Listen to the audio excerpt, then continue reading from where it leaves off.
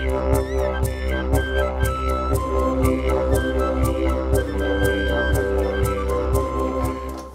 everyone, I'm Jennifer with the Soul Spa, and I wanted to tell you that we have our website up and rolling, and that is the most exciting thing in the world for me. We also have our ad in the Hedgewood News, and we just ordered our business cards, and our newsletter is almost up and running, and there are so many wonderful things in the works, and it's really exciting. I'm on fire, and I hope that you can feel it. So I'm really happy for you guys to be a part of it. And I have my wonderful colleague here, Aprilynn Noriega, and she is the rock star who put most of it all together. So say a big thank you, because she has worked her freaking ass off all weekend, and it looks so beautiful, and the rewards are great. So we're really grateful for all of her hard work. And her husband's the master behind most of it. So, well, I have to take that and turn a lot of that fire back over to you, little miss, for lighting a fire under me to propel me eternally forward. And so I guess that's the beginning of what makes us such a great team. That's awesome. Thank you. Yeah, back at you. Thank you. So, well, she's on here because she just had this amazing new spiritual awareness open up to her, and she's been dying to talk about it and tell the world about it a little bit, and so I kind of just wanted to talk to her about what she experienced. I'm gonna let you go for it. Okay. Whatever you want. I'll do the best I can. Yeah. So I feel like it's important to preface that I started doing this work probably only about 5 or 6 years ago, and that involved a lot of meditation, and once I realized that I was getting clairvoyant images and that the universe was having a two-way dialogue with me at all times, that began to be what I pursued ruthlessly, you know. And it started out that I would have these revelations, these experiences that were more of a knowing than an understanding, that I realized the challenge of sort of internalizing them and making peace with them. And at first they started out,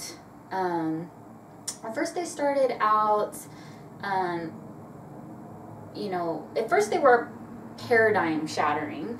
The first being that that God is all accepting is a really beautiful sentiment, and it feels really good to sit in. But when you're really facing that absolute truth, it challenges every fiber of your being to realize, but what about this over here? Do you accept that? And what about this over here? You don't have any judgments at all. And one of the first feelings I had was like, whoa, you know, is God really trustworthy? You know, he feels pretty irresponsible. He's radical to you know, the experience of oneness of consciousness that I'll refer to as God and he, for lack of a better term.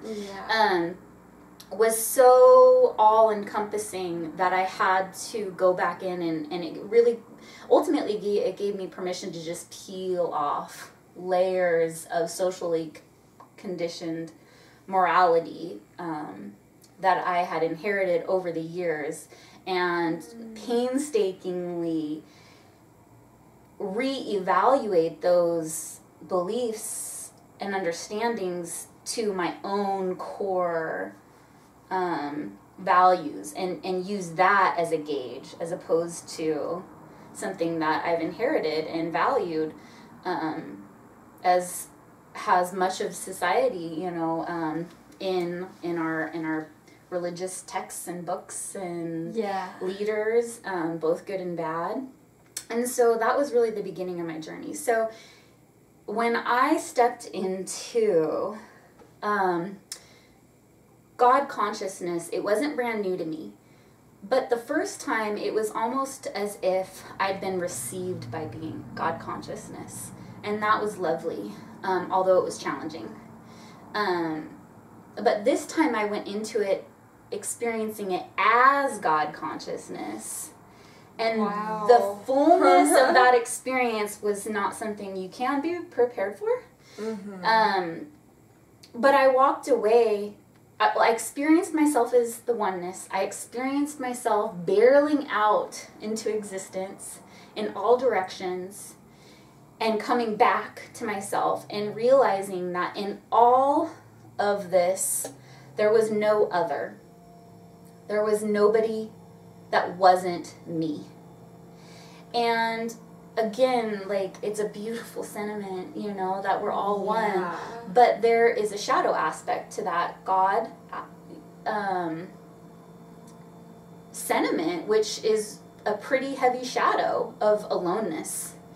And that hunger, that desire was so all-encompassing. That is what I feel like I walked away with, the understanding of that cosmic desire is what burst existence into what we are experiencing together today, you know, in the time-space reality, that hunger. And so at first I walked around for a week feeling like I'm God and everybody else I talk to is a fragmented mirror of my oneness. And that felt very sad, you know, to look at the next person and see, what am I telling myself? Here I am in, like, almost I felt like this helpless delusion to forget the fact that I'm one on the other side of the veil. And it hurt. And it was dark, and it was lonely, and it was heavy. Yeah. That and it was makes sense, because we do have our shadow, and we are mirrors of him. And so it only makes sense that he would have his own. Well, or, you know, however you want to describe God. Well, it was about a week after that I happened to be sitting in the same spot that I had the first revelation, that I really made peace with what I would call God's shadow. And the merging of those two inside of myself felt like the completion of everything we burst into the time-space continuum for, to be something other. And that pain, that loss, that hunger, you know, that compartmentalized us, and making peace with that is what allowed us to come apart in the first place, you know, to fall back into that oneness, you know. And so I think what I ultimately walked away with was, you know, something that, you know, a lot of spiritual teachers have taught throughout the ages, that any extreme contains the seed of its opposite, right? Yes. And I no longer feel such a frantic rush to, to uncover things, to figure things out, to, you know, it did have, like, it did bring an element to me of, you know, sort of like in The Wizard of Oz, where they see behind the curtain, you know, and there's just this wizard. And that was a feeling I had when I had that second experience walking into God. Wait, I'm God? Like, wait, I want somebody to receive me. I want somebody to take care of me. I'm the creator of my entire destiny. There's nobody else to talk to ask for. And of course there is, you know, there's varying, you know, levels of truth and understanding, and I don't speak to this as an absolute, so God, you know, end all be all. God, that is an intense, I mean, it's something that we're all taught, but the reality of it is pretty shattering.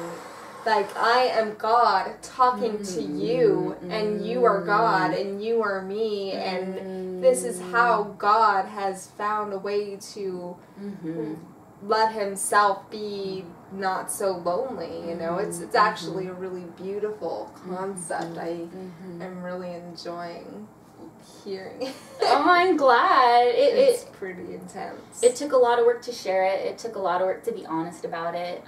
It's really hard to say that, you know, the idea that God is, I do believe God is complete, but the idea that God didn't always feel complete was news to me. To think about me being the savior.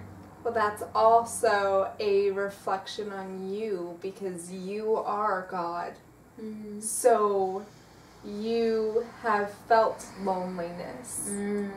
And you have cured loneliness yourself. I mean, everything we do is really a reflection of what He is, because we are made in His image. Anger, sadness, loneliness, those are all divine as well. Whoa. Yeah. Yeah. They're all divine as well. And I think as healers, we want them to be divine in the closet with a tidy blanket over it. It's so true. We just want to fix them and heal from them. And the reality is that they are just as divine as bliss. And it's only our judgment about them that makes them bad or unpleasant. And what I would, I guess, another word I would use is incomplete. You know, like it's just not the whole story. Yeah. You know, and making peace with each piece as I go along and not be rushing to, you know, pull the curtain back. Like, I chose to be here for the adventure. And I'm not going to rush through it anymore. Oh, that feels so good to not have to try to get to somewhere, because you've already gotten there. And in reality, everybody is in that point where they're already there. How does that feel? Yeah, you have arrived. Mission You're already accomplished. perfect, just the way you are, and so am I. I mean, we're all pieces of God, right? So we're all perfect just the way we are. We don't have to change. We don't have to try to be something. We don't have to try to make it somewhere and worry if we're going to be on time or not. We're already there. We just need to realize it. That is something that I've experienced in my own awakenings. Is I don't remember who I was before, because I've always been this way. So you'll try to ask me, oh, how was that experience? And I'll just be like, I don't know what to say, because I don't remember who I was before. I remember this is who I am now. And I've always been this way. We are always divinity. Whether we're shooting up heroin, that is divine in itself. And they're not less divine just because they're low vibration. You know, it doesn't make them any less divine. That is a pretty powerful statement. I think so. That there's nothing you could do at all in all of the world to lessen your divinity. There's something you can do to feel less than tapped into your divinity. That's something different. That is definitely different. But realizing that, you know, what you're talking about is a major turning point, I think, in people's development. Yeah. Once you make peace with God's shadow, you know, it puts a new patience and perspective into dealing with your own. And I mean, I've been doing that for years, but it I guess is just at a new level. Yeah, I would imagine. Even as I'm talking to you, I haven't experienced what you've experienced, so I'm trying to reason it out in my own perspective. So I understand you can't convey it to the whole entirety that it really is, but Yeah, and I appreciate that point. And you know what I would add to that is I would never rush anybody to. You know, I would never ask somebody to just swallow it up, because there were so many steps that precluded being able to face that kind of disillusionment. Exactly. And you can have, if you just being open to the truth is enough, you know, to create space for a miracle. Even being willing to challenge the validity of your past beliefs, even if you can't shake them, that is enough for a paradigm shift. It's the beginning of one. So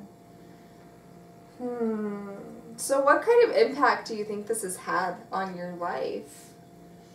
How would you say it's changed you? Changed your perspective, or? I think it's given me a new amount of permission to feel for myself what I ultimately believe to be true, instead of guessing what I think God might want me to do under the best of circumstances, on one leg standing, you know, with my hands handcuffed behind my back as I'm jumping up and down, you know, something like that. Like, wait, what do I really think? How do I really feel? That is the hardest thing. Could that be okay? Yeah, could it? Well, you know, even spiritual teachings, if you go, like, to, you know, Buddhism and all of this, they teach you, well, you need to be like this, and you need to be like that, and what if I'm trying to do mindfulness and I'm just thinking about my kids, and I can't do it, and then all of a sudden I'm beating myself down because I can't do it. I can't do what they think that should be. I wake up and I try to be all of these things, and I can't do it, and so it just gives me more of an excuse to beat myself over the head. And so what you're really saying is that we are God. Being here is your spiritual practice. Exactly. Any day you wake up, you've shown up, it's a spiritual practice. Exactly. By doing that, really, what we're doing is not connecting to our divine nature. And we're giving ourselves a hard time for being godly. Whoa, it's it's kind of hard.